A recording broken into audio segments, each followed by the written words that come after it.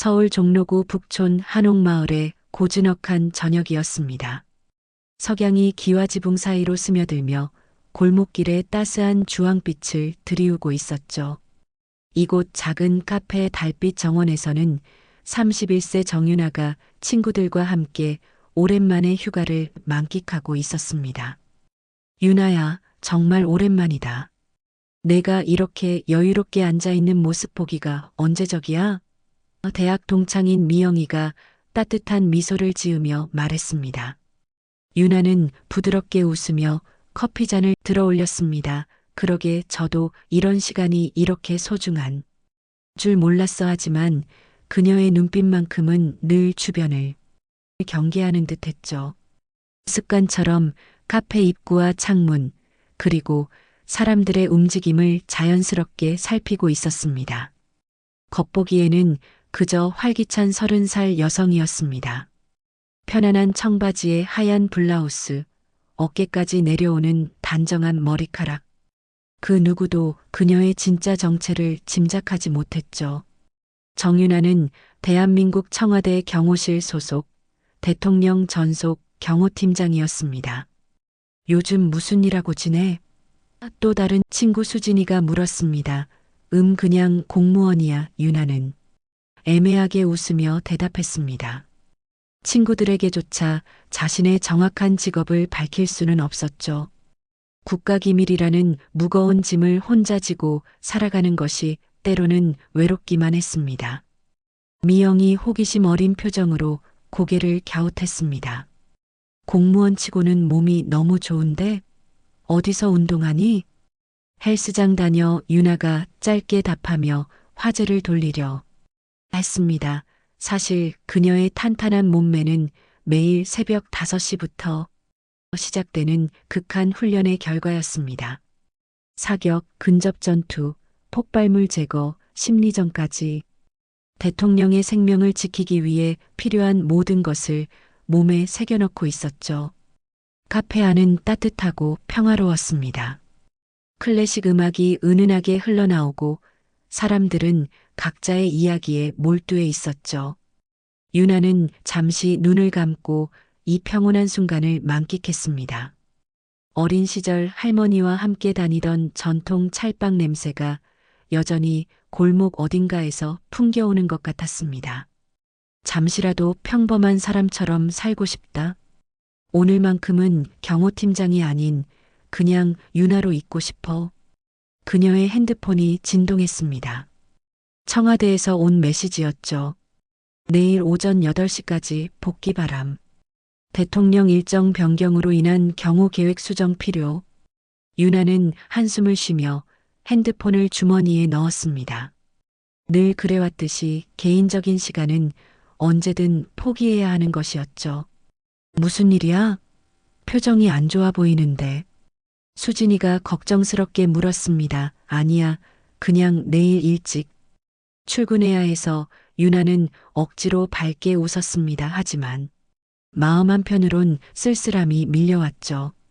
언제나 긴장 속에 살아가야 하는 자신의 운명이 때로는 무겁게 느껴졌습니다.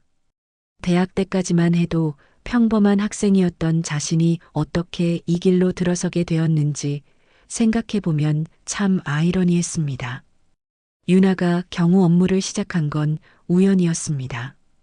대학교 4학년 때 취업 준비를 하던 중 경호 관련 특채 공고를 보고 지원했죠.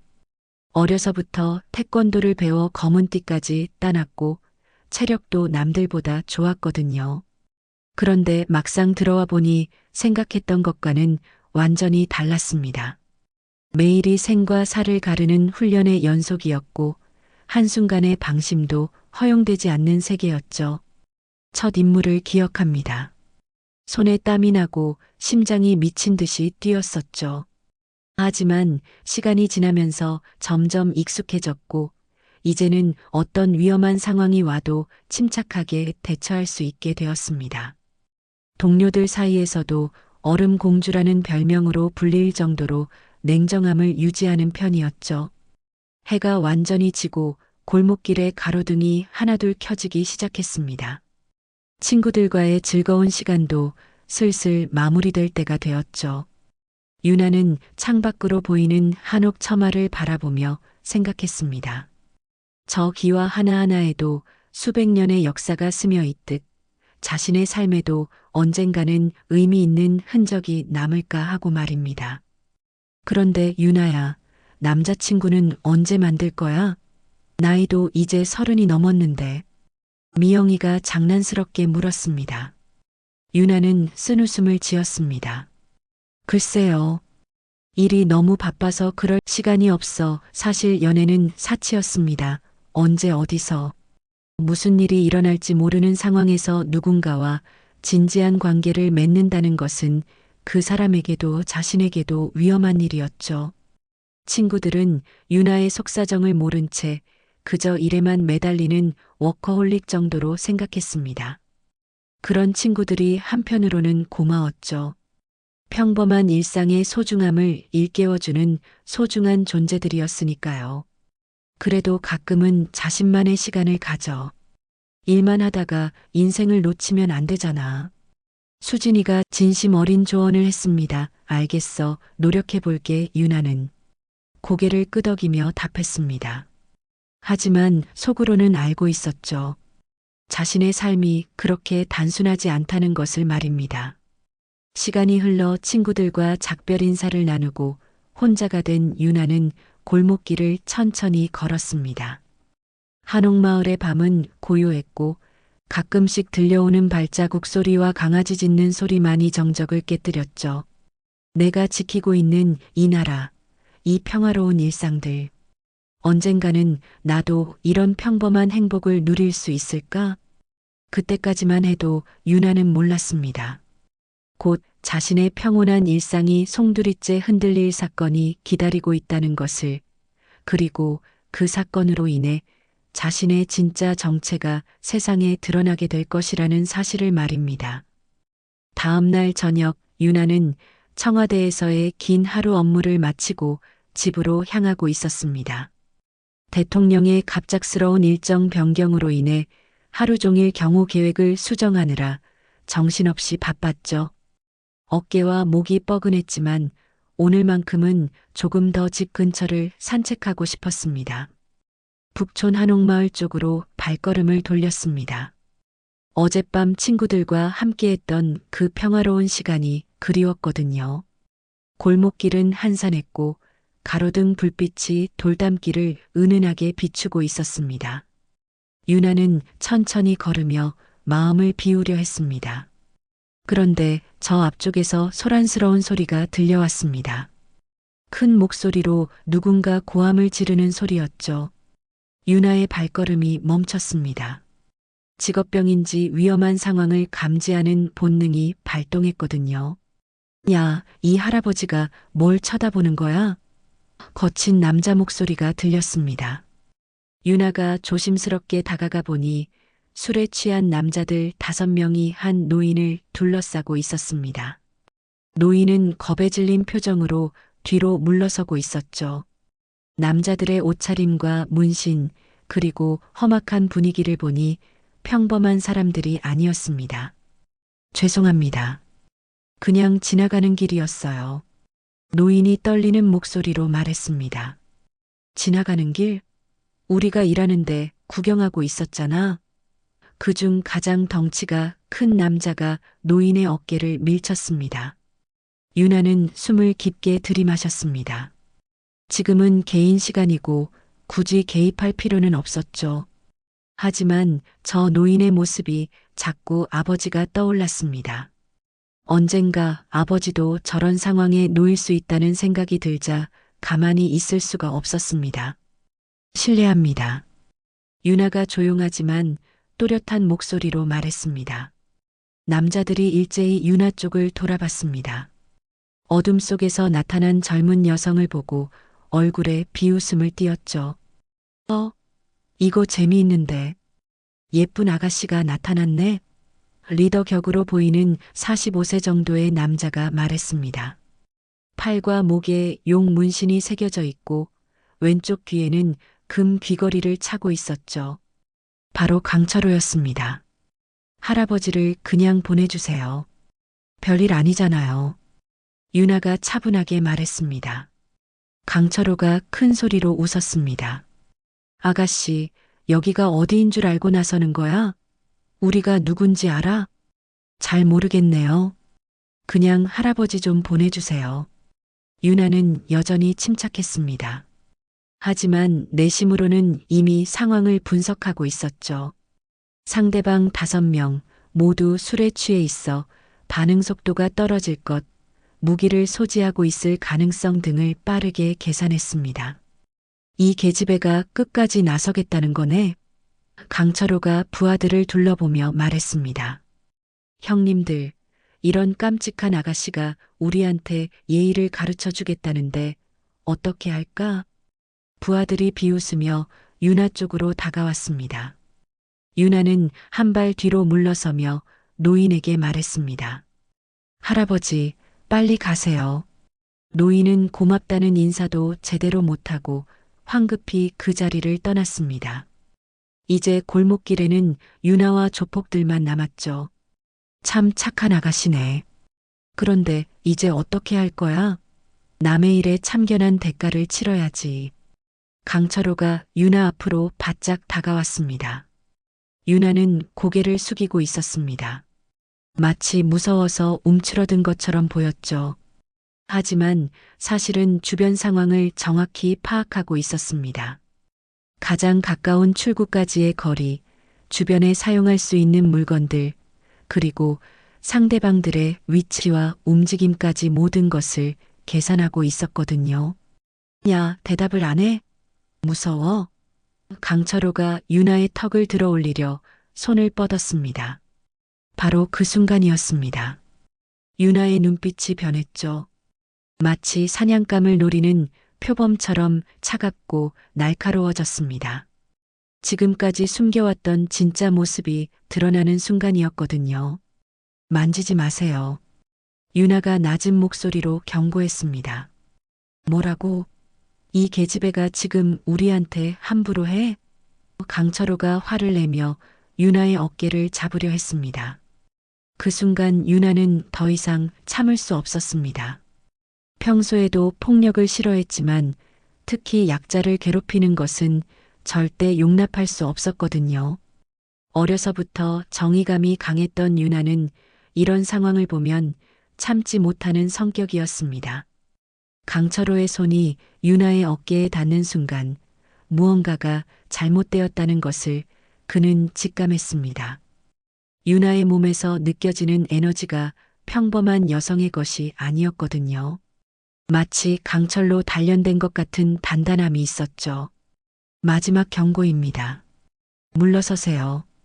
유나가 다시 한번 말했습니다. 하지만 강철호는 이미 술에 취해 있었고 자신의 자존심이 상했다고 생각했습니다. 이런 여린 여자에게 뒤로 물러설 수는 없었죠. 이 계집애가 끝까지 나서겠다는 거구나. 좋아, 오늘 제대로 가르쳐 주겠어. 강철호가 주먹을 들어 올렸습니다. 바로 그 순간 유나는 결심했습니다. 더 이상 숨길 필요가 없다고 말입니다. 오늘 밤 그녀의 진짜 모습이 세상에 드러나게 될 것이었죠. 골목길에는 긴장감이 감돌았습니다.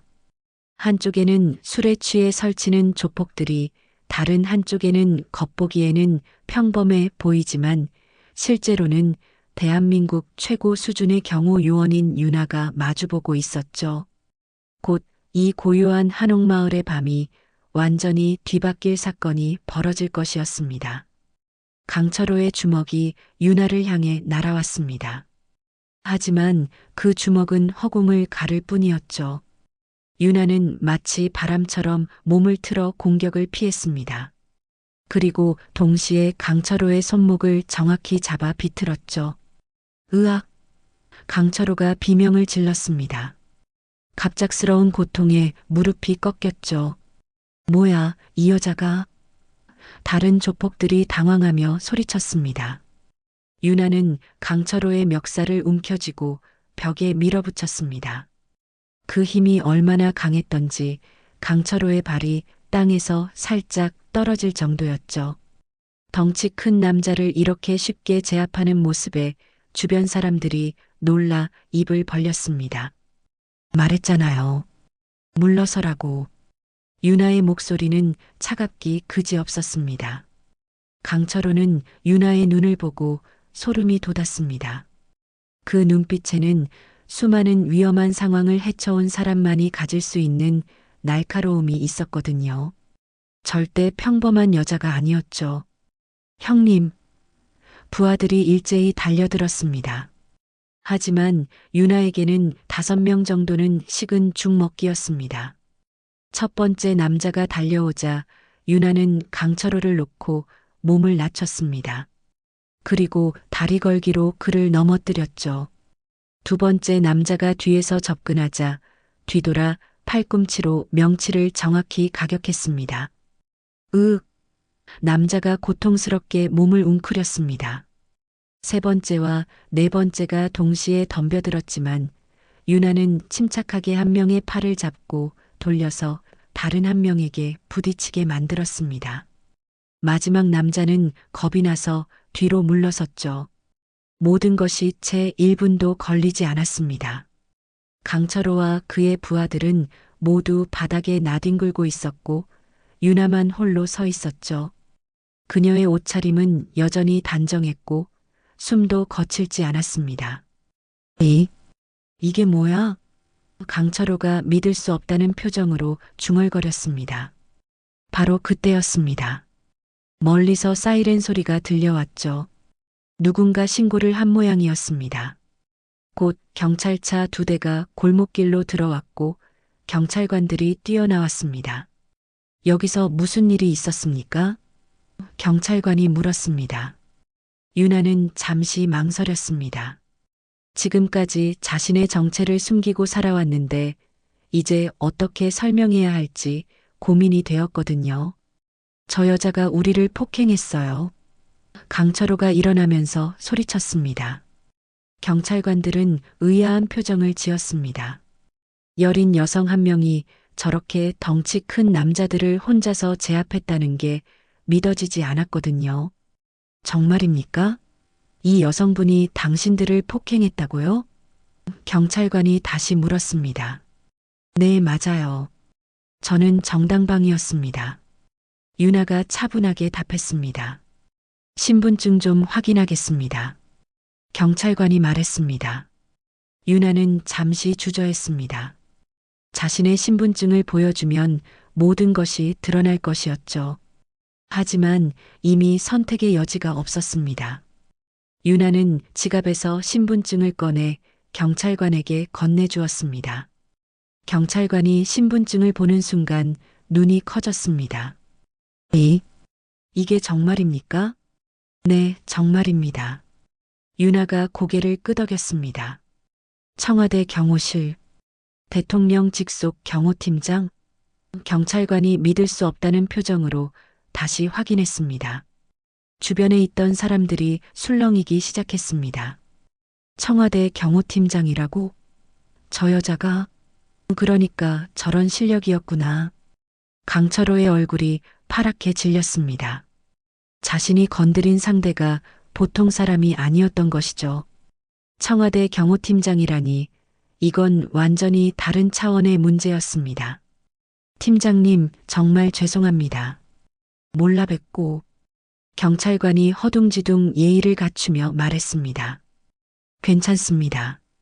그냥 시민으로서 할 일을 한 것뿐이에요.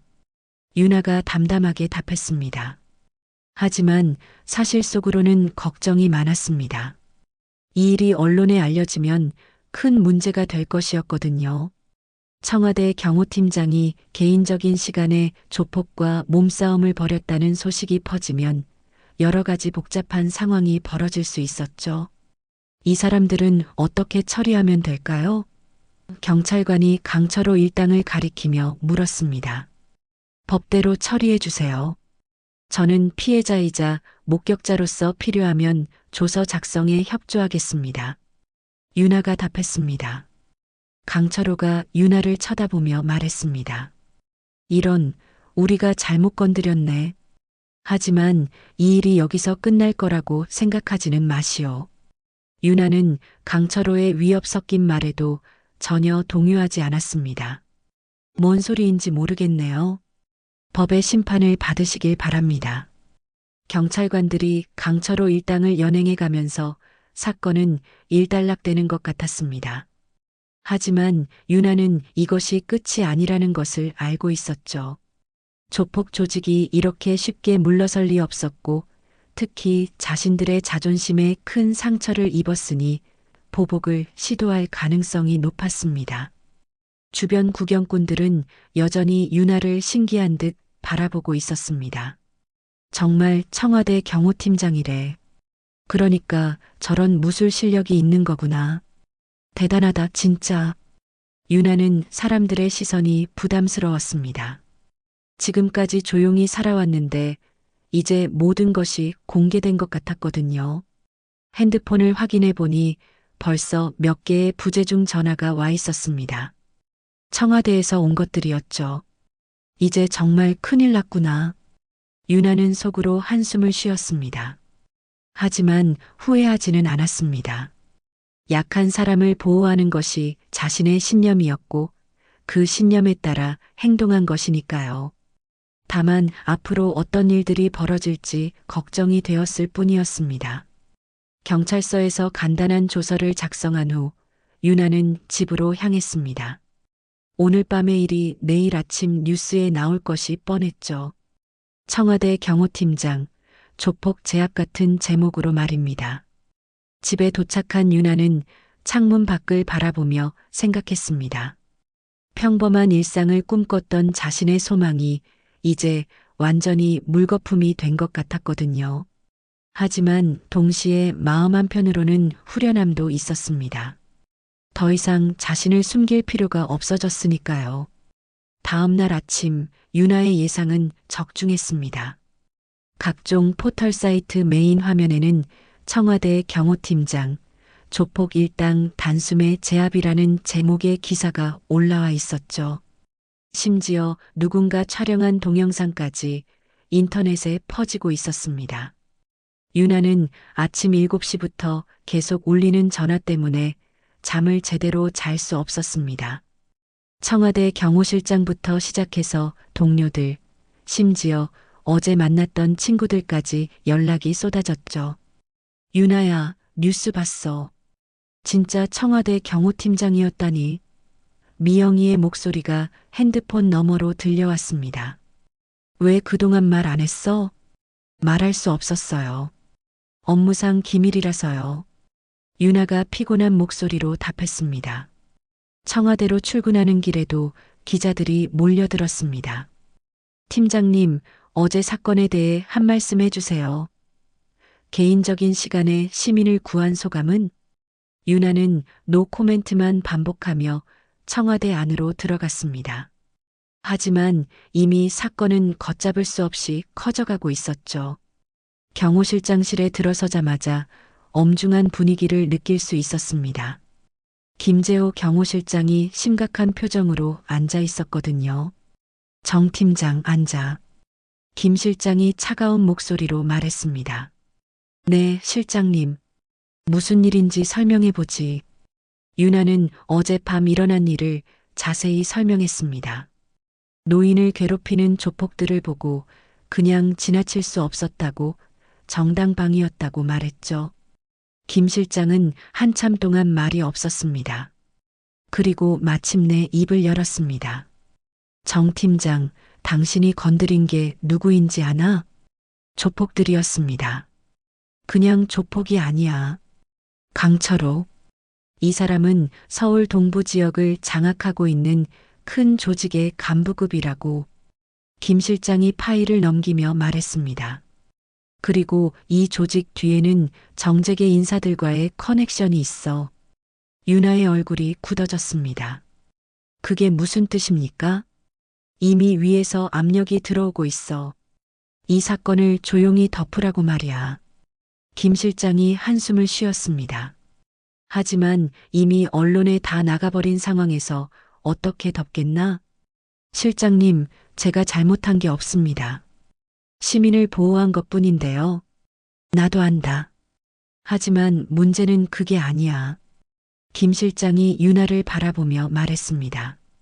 청와대 경호팀장이 개인적인 시간에 이런 일에 연루되면 대통령께도 영향이 갈 수 있어.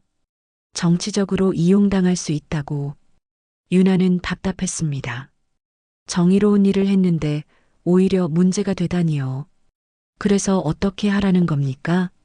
당분간 대기 발령이야. 이 사태가 진정될 때까지 집에서 대기하고 있어. 대기 발령이요? 윤아가 놀란 목소리로 물었습니다. 임시 조치야. 영구적인 건 아니니까 너무 걱정하지는 마. 하지만 윤아는 알고 있었습니다. 이런 식으로 시작된 일들이 어떻게 끝나는지를 말이죠. 정치적 희생양이 될 가능성이 높았습니다. 그날 오후 집으로 돌아온 윤아는 뉴스를 켜봤습니다. 자신의 이야기가 온종일 나오고 있었죠. 댓글들을 보니 의견이 분분했습니다.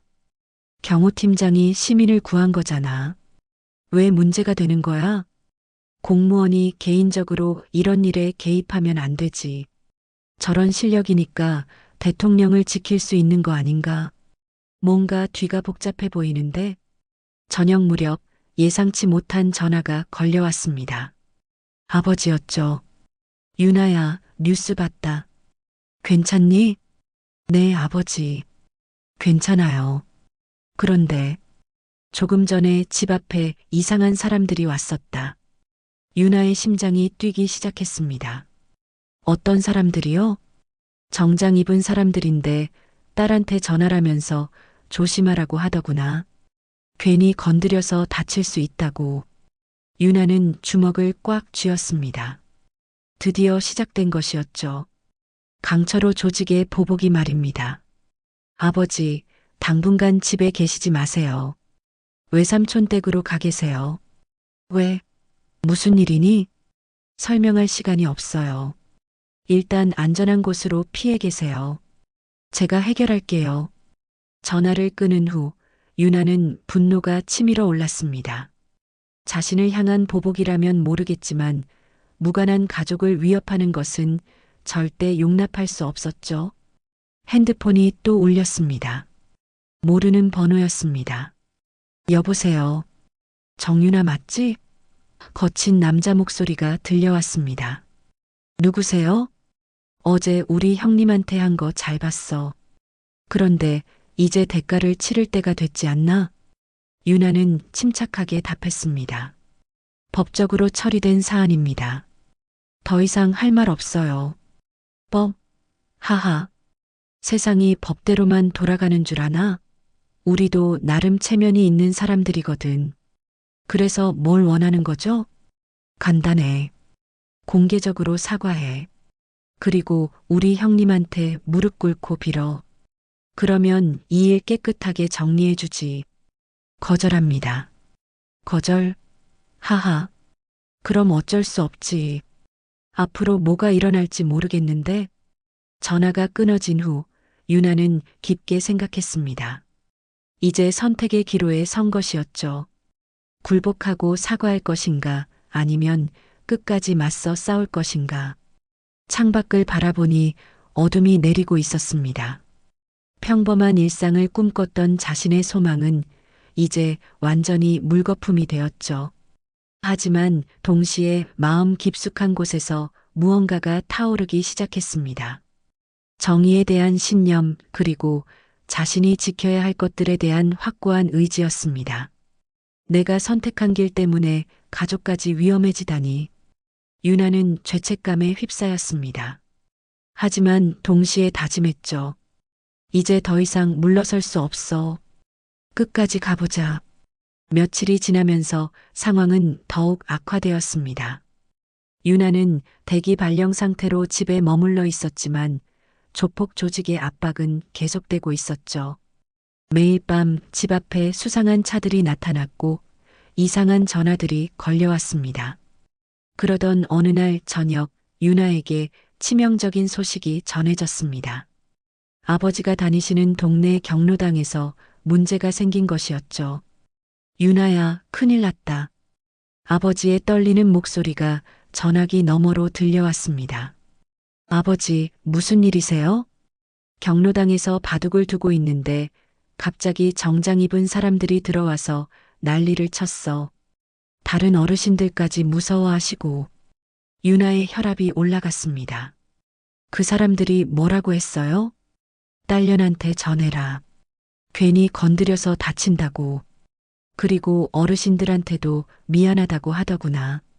괜한 사람들까지 피해를 본다고. 유나는 주먹을 꽉 쥐었습니다. 이제 더 이상 참을 수 없었죠. 자신에 대한 위협은 감수할 수 있었지만 무관한 사람들, 특히 연세 드신 어르신들까지 위협하는 것은 절대 용납할 수 없었습니다. 아버지, 괜찮으세요? 다치신 데는 없고요? 나는 괜찮은데 다른 어르신들이 너무 무서워하셔서. 유나야, 내가 무슨 일에 휘말린 거니? 유나는 한참 동안 말이 없었습니다.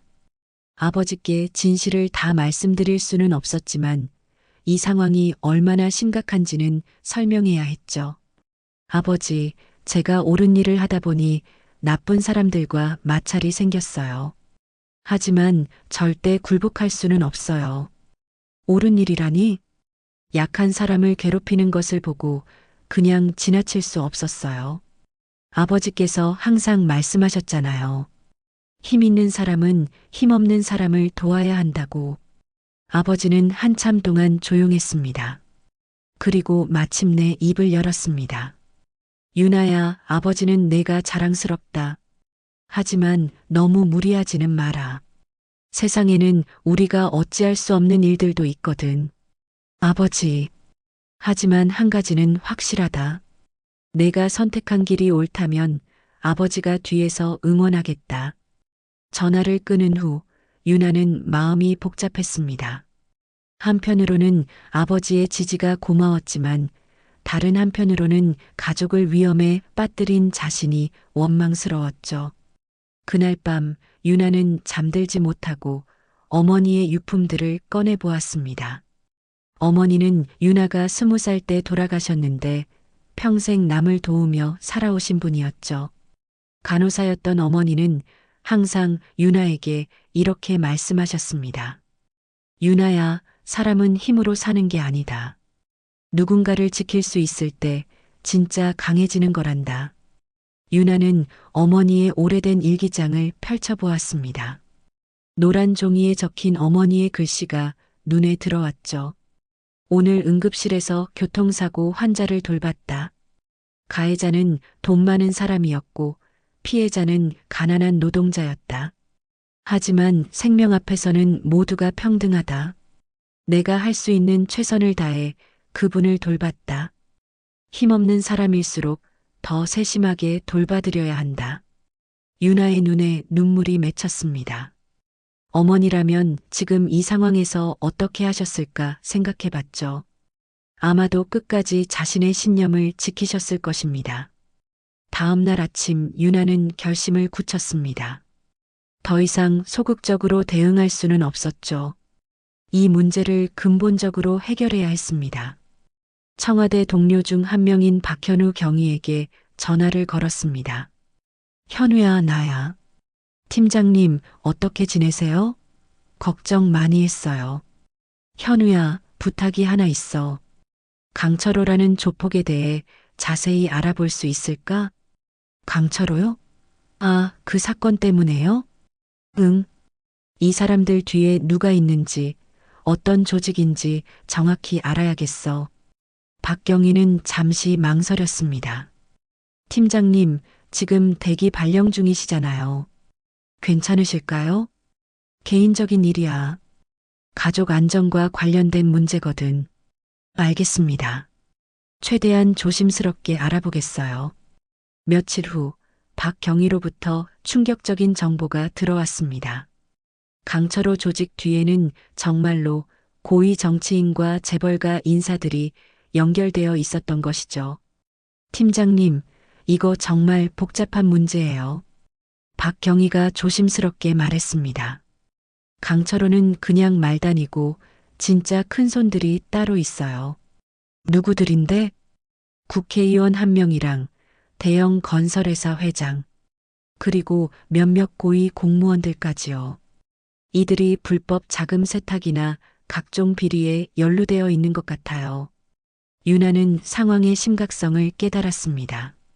자신이 단순히 조폭 하나를 제압한 것이 아니라 거대한 부패 네트워크를 건드린 것이었죠.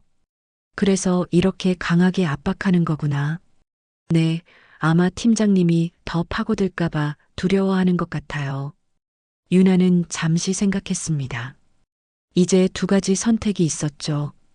조용히 물러서서 이 일을 덮고 지내거나 아니면 끝까지 파고들어서 진실을 밝혀내거나. 현우야, 혹시 이 정보들을 뒷받침할 수 있는 증거들이 있을까? 그게 쉽지 않을 것 같아요. 워낙 조심스럽게 움직이는 사람들이라서요. 그래도 방법은 있을 거야. 생각해보자. 그날 밤 유나는 창밖을 바라보며 깊은 생각에 잠겼습니다. 어머니의 말씀이 다시 떠올랐죠. 누군가를 지킬 수 있을 때 진짜 강해지는 거란다. 지금 유나가 지켜야 할 것은 단순히 자신의 안전이 아니었습니다. 부패한 권력으로부터 선량한 시민들을 지키는 것, 그것이 진짜 자신의 사명이라는 생각이 들었죠. 이제는 내 가족뿐 아니라 이 땅의 모든 사람들을 위해 싸워야겠어. 유나는 마음속으로 다짐했습니다. 하지만 동시에 두려움도 있었습니다. 상대가 너무 크고 강했거든요.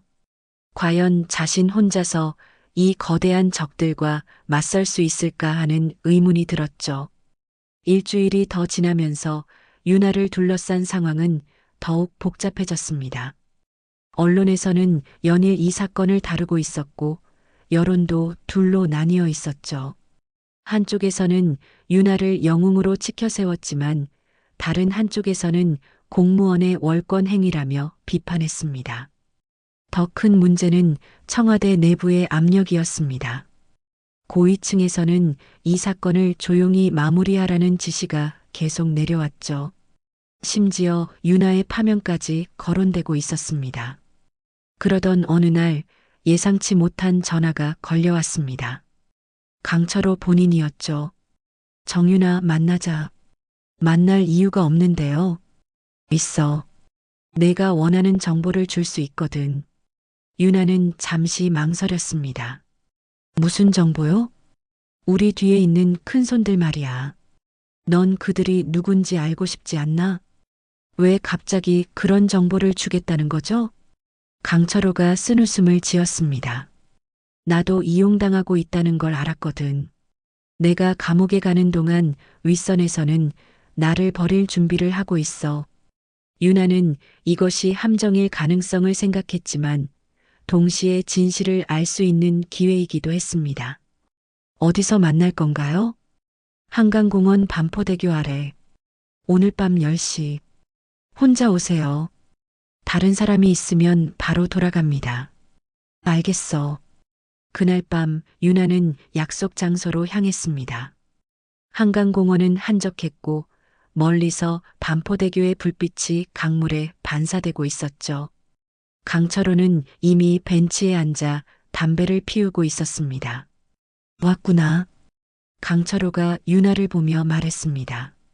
정보가 뭔가요? 강철호는 담배를 끄고 유나를 똑바로 바라봤습니다. 일단 사과부터 하겠어. 내 아버지와 주변 사람들을 위협한 거 말이야. 사과는 됐고 정보나 주세요. 참 차갑네. 강철호가 씁쓸하게 웃었습니다. 좋아, 바로 본론으로 들어가지. 우리 조직 뒤에는 김상호 국회의원이 있어. 김상호? 응. 건설위원회 위원장이야. 이 사람이 각종 개발 사업에서 우리를 이용해서 땅 매입이나 주민 설득 같은 더러운 일들을 시켜왔어. 유나는 신중하게 들었습니다. 김상호 의원은 여당의 중진 정치인으로 유명했거든요. 증거가 있나요? 있지. 하지만 쉽게 줄 수는 없어. 강철호가 주머니에서 USB를 꺼냈습니다. 이 안에 지난 3년간의 거래 내역과 통화 녹음 파일들이 들어있어. 왜 갑자기 이런 걸 주려는 거죠? 강철호는 한참 동안 강물을 바라보다가 입을 열었습니다.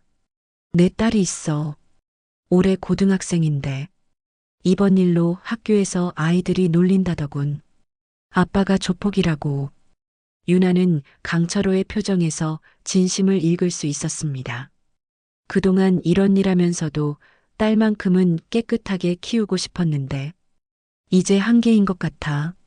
그래서 증거를 주겠다는 건가요? 이 판을 뒤엎고 새로 시작하고 싶어. 감옥에 가더라도 딸한테 부끄럽지 않은 아버지가 되고 싶거든. 유나는 USB를 받아들었습니다. 이게 진짜라는 보장은? 내가 거짓말할 이유가 없잖아. 어차피 나도 다 끝난 사람이야. 그럼 왜 저한테 주는 거죠? 언론이나 수사기관에 직접 제보하면 되잖아요. 강철호가 고개를 저었습니다. 그 사람들도 다 연결되어 있어. 김상우 의원의 영향력이 생각보다 크거든. 하지만 넌 다르잖아. 청와대 경호팀장이니까. 유나는 USB를 주머니에 넣으며 물었습니다. 이걸로 뭘 하길 원하는 거죠? 진실을 밝혀줘. 그리고 이 더러운 고리를 끊어줘. 내 딸이 살아갈 세상이 조금이라도 더 깨끗했으면 좋겠어. 그때 갑자기 주변이 어수선해졌습니다. 검은색 승용차 여러 대가 한강공원으로 들어오고 있었죠. 뭐야, 저 건? 유나가 긴장하며 물었습니다. 강철호의 얼굴이 굳어졌습니다. 제길 발각됐나 보네. 누구죠? 김상우 의원 쪽 사람들이야. 내가 너랑 만나는 걸 알았나 봐. 차들에서 정장을 입은 남자들이 내렸습니다. 총 8명 정도였죠. 이들은 체계적으로 움직이며 유나와 강철호를 포위하기 시작했습니다. 정유나 씨, 그리고 강철호. 그중 한 명이 확성기로 말했습니다. 조용히 나와서 대화하죠. 유나는 강철호를 보며 속삭였습니다. 다른 출구가 있나요? 글쎄, 저쪽 산책로로 가면 지하철역으로 갈 수 있어. 알겠어요. 제가 시간을 벌 테니까 먼저 가세요. 뭐라고? 내가 널 두고 도망가? 당신 딸 생각해요. 여기서 죽으면 딸한테 뭐라고 설명할 건가요? 강철호는 잠시 망설이다가 고개를 끄덕였습니다. 고마워. 그 USB로 꼭 진실을 밝혀줘. 유나는 벤치에서 일어나 정장 남자들을 향해 걸어갔습니다. 무슨 일이세요? 우리 사장님이 만나고 싶어 하십니다. 거절합니다. 선택권이 없어요. 바로 그때 유나는 번개처럼 움직였습니다. 가장 가까운 남자의 다리를 걸어 넘어뜨리고 그의 무전기를 빼앗았죠. 그리고 큰 소리로 외쳤습니다. 강철호, 지금. 강철호는 유나의 신호에 맞춰 산책로 쪽으로 뛰어갔습니다. 정장 남자들은 당황하며 일부는 강철호를, 일부는 유나를 쫓기 시작했죠. 유나는 한강공원의 지형을 활용해 추격자들을 따돌리기 시작했습니다. 어둠을 이용해 나무 사이로 숨고 때로는 강변 산책로를 따라 달렸죠. 청와대 경호팀장으로서의 훈련이 빛을 발하는 순간이었습니다. 30분 정도의 추격전 끝에 유나는 간신히 지하철역에 도착했습니다. 다행히 강철호도 무사히 도착해 있었죠. 괜찮아? 유나가 숨을 헐떡이며 물었습니다. 응, 덕분에 살았어. 이제 정말 위험해졌네요. 그들이 우리가 만난 걸 알았으니까. 강철호가 심각한 표정으로 고개를 끄덕였습니다. 이제 진짜 전쟁이 시작된 거야. 김상우 의원은 절대 가만히 있지 않을 거야. 유나는 주머니 속 USB를 만지며 생각했습니다. 이제 정말 돌이킬 수 없는 강을 건넌 것이었죠.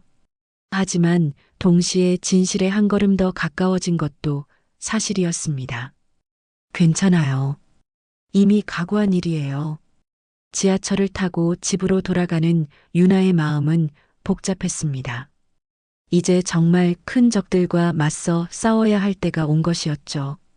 다음 날 새벽 유나는 USB의 내용을 분석하기 시작했습니다. 강철호가 준 자료들은 그의 말대로 충격적이었죠. 김상우 국회의원과 대형 건설회사들 간의 불법 거래, 조폭을 이용한 땅 매입 강요, 그리고 각종 정치자금 은리까지 모든 것이 세세하게 기록되어 있었습니다. 하지만 문제는 이 자료들을 어떻게 세상에 알리느냐는 것이었습니다. 김상호 의원의 영향력을 생각하면 일반적인 경로로는 묻힐 가능성이 높았거든요. 유나는 신뢰할 수 있는 몇몇 동료들에게 조심스럽게 연락을 취했습니다. 그 중에는 검찰청에 근무하는 대학 선배 이지연 검사도 있었죠. 지연 선배, 저예요. 유나. 어머, 유나야? 요즘 뉴스에서 자주 보던데. 괜찮아? 선배, 혹시 시간 되시면 만나 뵐 수 있을까요? 중요한 이야기가 있어요. 물론이지. 언제든 연락해. 그날 오후 유나는 이지연 검사와 조용한 카페에서 만났습니다. 주변을 살핀 후 조심스럽게 USB의 내용에 대해 설명했죠. 유나야, 이거 정말 심각한 문제네. 이지연 검사가 자료를 보며 말했습니다. 하지만 이걸 공식적으로 수사하기는 쉽지 않을 것 같아. 왜요? 김상호 의원의 정치적 영향력이 너무 커. 검찰 내부에도 그의 인맥이 많거든. 자칫하면 수사 정보가 새어나갈 수 있어. 유나는 답답했습니다. 그럼 어떻게 해야 하죠? 일단 더 확실한 증거가 필요해. 그리고 언론을 통해 여론을 먼저 조성하는 것도 방법이야. 언론이라. 내가 아는 기자가 하나 있어. 탐사보도 전문가인데 이런 일에는 경험이 많거든. 이지연 검사는 조민수 기자를 소개해 주었습니다. 조 기자는 그동안 여러 정치인들의 비리를 폭로해 온 베테랑 언론인이었죠. 며칠 후 유나는 조민수 기자와 만났습니다. 조 기자는 자료를 꼼꼼히 검토한 후 놀라움을 감추지 못했습니다. 이런 자료가 정말 있을 줄은 몰랐네요. 하지만 위험한 일이에요. 김상우 의원은 언론계에도 영향력이 있거든요. 그래도 해야 할 일 아닌가요? 조 기자가 유나를 바라보며 말했습니다. 각오가 되어 있으세요? 이 기사가 나가면 당신도 저도 엄청난 압박을 받을 거예요. 각오되어 있습니다. 좋아요. 그럼 시작해 봅시다. 일주일 동안 조민수 기자는 추가 취재를 진행했습니다. 관련 업체들을 찾아가고 피해자들을 인터뷰하고 공공기록들을 뒤지며 사실관계를 확인했죠. 유나도 가능한 선에서 도움을 주었습니다. 그러던 중 유나에게 위험한 소식이 전해졌습니다. 김상우 의원 측에서 유나를 제거하려는 계획을 세우고 있다는 것이었죠.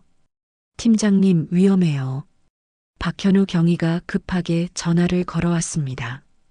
김상우 의원이 전문 청부업자들을 고용했다는 정보가 있어요. 청부업자? 네. 외국에서 온 전문가들이라고 해요. 이번 주 안에 움직일 예정이래요. 유나는 심각성을 깨달았습니다. 이제 정말 생명의 위험까지 감수해야 하는 상황이 된 것이었죠. 현우야, 혹시 안전한 곳을 알고 있어? 제가 아는 곳이 하나 있어요. 인천 쪽인데 은퇴한 경호 요원이 운영하는 펜션이에요. 거기서 며칠 숨어 계세요. 하지만 유나는 도망갈 생각이 없었습니다.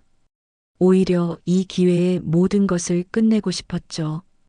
현우야, 대신 한 가지 부탁이 있어. 김상우 의원이 자주 가는 장소들을 알아봐 줄 수 있을까? 설마 직접 만나시려는 건 아니죠? 어차피 피할 수 없는 일이야. 그럼 내가 먼저 나서는 게 낫지 않을까?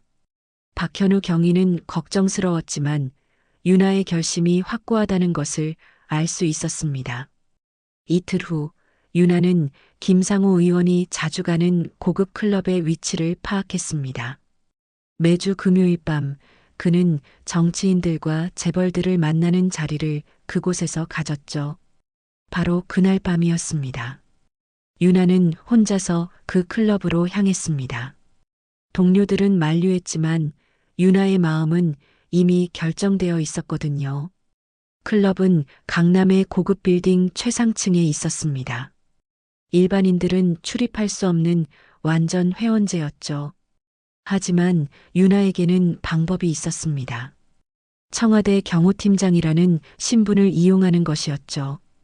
김상우 의원께서 저를 부르셨습니다. 윤아가 입구 직원에게 말했습니다. 직원은 확인 전화를 걸었지만 윤아는 이미 안으로 들어가고 있었습니다. 경호 요원다운 빠른 움직임이었죠. 클럽 안은 호화로웠습니다. 값비싼 샹들리에와 고급 가구들로 장식되어 있었고 정장을 입은 중년 남성들이 소곤거리며 대화를 나누고 있었죠. 윤아는 김상우 의원을 찾기 시작했습니다. 그리고 마침내 VIP룸에서 그를 발견했죠. 김상우 의원은 몇몇 사업가들과 함께 술을 마시며 이야기를 나누고 있었습니다. 김상우 의원님, 윤아가 문을 열고 들어가며 말했습니다. 룸 안이 순간 조용해졌습니다. 예상치 못한 인물의 등장에 모두가 당황했거든요. 당신이 정윤아? 김상우 의원이 놀란 표정으로 물었습니다. 네, 그렇습니다. 의원님과 이야기할 일이 있어서 왔습니다. 김상우 의원은 다른 사람들에게 눈짓을 보냈고 그들은 하나둘 자리를 떠났습니다. 이제 룸에는 윤아와 김상우 의원, 그리고 그의 경호원 2명만 남았죠. 무슨 일로 왔나? 김상우 의원이 침착하게 물었습니다. 의원님께서 하고 계신 일들에 대해 이야기하러 왔습니다. 윤아가 USB를 꺼내며 말했습니다. 김상우 의원의 얼굴이 굳어졌습니다. 그 USB가 무엇을 의미하는지 단번에 알아차렸거든요. 그거 어디서 구한 건가? 그게 중요한가요? 중요한 건 이 안에 뭐가 들어있느냐 하는 거죠. 김상우 의원은 잠시 생각하더니 웃음을 지었습니다. 그래서 어떻게 하자는 건가? 나를 협박하러 온 건가? 협박이 아닙니다. 선택의 기회를 드리러 온 거예요. 선택? 스스로 자백하고 사과하시거나 아니면 이 모든 게 세상에 공개되는 걸 지켜보시거나. 김상우 의원이 크게 웃었습니다. 정말 순진하구나. 여기가 어디인 줄 알고 혼자 왔나? 바로 그때 룸문이 열리며 정장을 입은 남자들이 들어왔습니다. 어제 한강공원에서 윤아를 쫓았던 그들이었죠. 이제 끝이야, 정윤아. 김상우 의원이 차갑게 말했습니다. 하지만 윤아는 전혀 당황하지 않았습니다. 오히려 미소를 지었죠. 의원님, 한 가지 말씀드릴 게 있어요. 저 혼자 온 게 아닙니다. 바로 그때 클럽 밖에서 사이렌 소리가 들려오기 시작했습니다. 경찰차와 검찰 수사 차량들이 건물을 포위하고 있었죠. 윤아는 미리 이지연 검사와 조민수 기자에게 자신의 위치를 알려두었던 것입니다. 뭐야, 이게?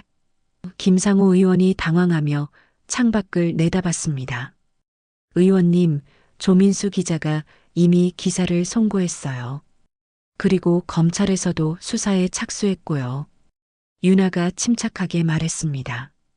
김상우 의원의 얼굴이 창백해졌습니다. 설마 정말로 그랬단 말인가?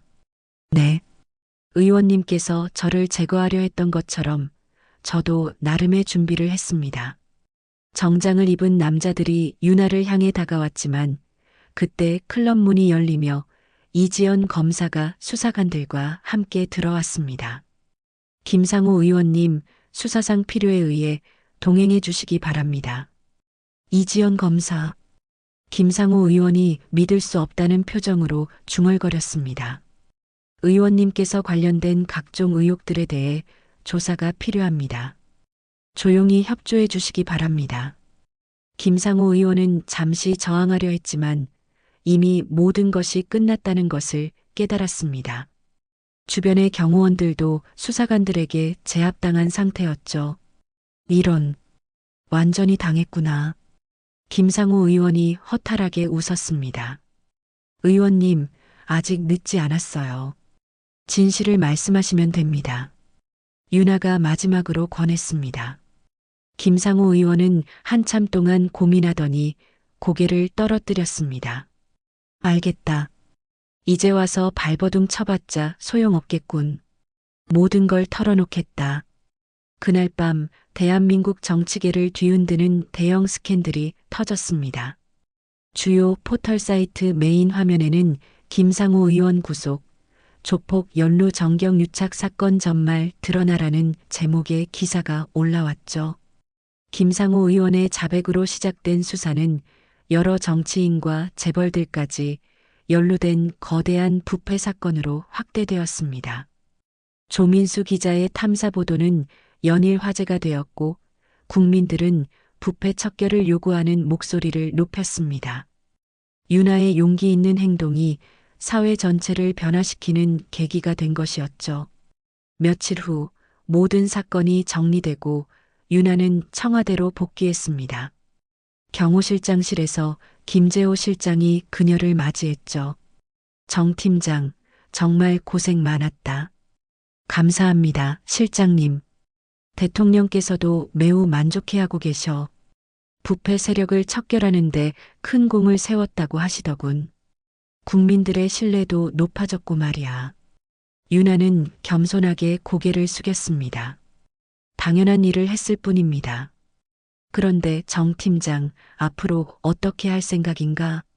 이번 일로 유명해진 만큼 여러 기관에서 스카우트 제안들이 들어올 텐데. 윤아는 잠시 생각해 보더니 답했습니다. 저는 계속 이 자리에서 최선을 다하겠습니다. 대통령을 지키는 것이 제 사명이니까요. 김 실장이 만족스러운 미소를 지었습니다. 역시 정 팀장답구나. 그런 마음가짐이 있기에 이런 일을 해낼 수 있었던 거야. 사건이 마무리된 후 윤아는 다시 북촌 한옥마을의 그 카페를 찾았습니다. 모든 것이 시작된 곳이었죠. 친구들도 함께였습니다. 윤아야, 정말 대단하다. 우리가 이런 유명 인사와 친구였다니. 미영이가 농담 반 진담 반으로 말했습니다. 저는 그냥 윤아예요. 달라진 건 없어요. 윤아가 웃으며 답했습니다. 하지만 이제 평범한 일상은 어려울 것 같은데? 수진이가 걱정스럽게 물었습니다. 윤아는 창밖을 바라보며 생각했습니다. 정말로 평범한 일상을 되찾을 수 있을까요?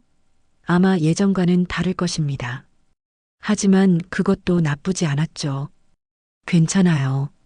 중요한 건 제가 옳다고 생각하는 일을 했다는 거예요. 그리고 앞으로도 그렇게 살아갈 거고요. 정말 멋있어. 우리 윤아가 이렇게 대단한 사람이었다니. 미영이가 진심으로 말했습니다. 그날 저녁 집으로 돌아가는 길에 윤아는 아버지로부터 전화를 받았습니다. 윤아야, 아버지가 정말 자랑스럽다. 아버지, 내가 어떤 일을 하는지 정확히는 몰랐지만 이번 일을 보니 정말 대단한 일을 하고 있구나. 정의를 위해 싸우는 딸을 둔 아버지로서 자랑스럽다. 감사해요, 아버지. 아버지께서 가르쳐 주신 대로 살려고 노력했어요. 그런데 이제 남자친구는 언제 만들 거니? 하하. 아버지가 장난스럽게 물었습니다. 윤아는 웃음이 나왔습니다. 아버지도 그런 소리 하시네요. 하하, 아무리 일이 중요해도 인생도 챙겨야지. 내 나이가 벌써 30이 넘었잖니. 전화를 끊은 후 윤아는 혼자 웃었습니다. 아버지 말씀이 맞았죠. 이제는 조금 더 자신의 인생도 챙길 때가 되었을지도 모릅니다. 며칠 후 윤아는 뉴스에서 강철호의 근황을 들었습니다. 그는 자신의 죄를 인정하고 형을 받았지만 동시에 부패 척결에 기여한 공로로 가명을 받았다고 했죠. 그리고 출소 후에는 딸과 함께 새로운 삶을 시작하겠다고 인터뷰했습니다. 좋은 선택이었어요. 유나는 뉴스를 보며 혼잣말했습니다. 그로부터 한 달 후, 유나는 다시 평상시의 업무로 돌아갔습니다. 하지만 이제는 많은 것이 달라져 있었죠. 사람들이 그녀를 바라보는 시선, 동료들의 존경, 그리고 무엇보다 자신에 대한 확신이 달라져 있었습니다. 어느 날 청와대에서 근무하던 중 유나는 어머니의 말씀을 다시 떠올렸습니다. 사람은 힘으로 사는 게 아니다. 누군가를 지킬 수 있을 때 진짜 강해지는 거란다. 이제 유나는 그 말의 진정한 의미를 알 것 같았습니다. 진짜 강함은 물리적인 힘이 아니라 옳은 일을 위해 끝까지 포기하지 않는 마음가짐에서 나오는 것이었죠. 창밖으로 보이는 서울의 풍경을 바라보며 유나는 다짐했습니다. 앞으로도 계속해서 이 나라와 국민들을 지켜나가겠다고 말입니다. 그것이 자신에게 주어진 사명이자 어머니가 가르쳐 주신 삶의 방식이었으니까요. 그리고 마음 한편으로는 작은 기대도 있었습니다. 언젠가는 평범한 행복도 함께 누릴 수 있을 거라는 희망 말이죠. 지금까지 자신을 지켜온 강함이 있다면 분명 그런 날도 올 것이라고 믿었습니다. 저녁 노을이 청와대를 물들이는 가운데 유나는 새로운 내일을 향해 한 걸음씩 나아가고 있었습니다. 더 이상 숨어 살지 않는 당당한 자신의 모습으로 말이죠. 조폭 두목의 멱살을 쥔 그 순간부터 시작된 이야기는 이렇게 막을 내렸지만 유나의 진짜 인생은 이제부터 시작되는 것이었습니다.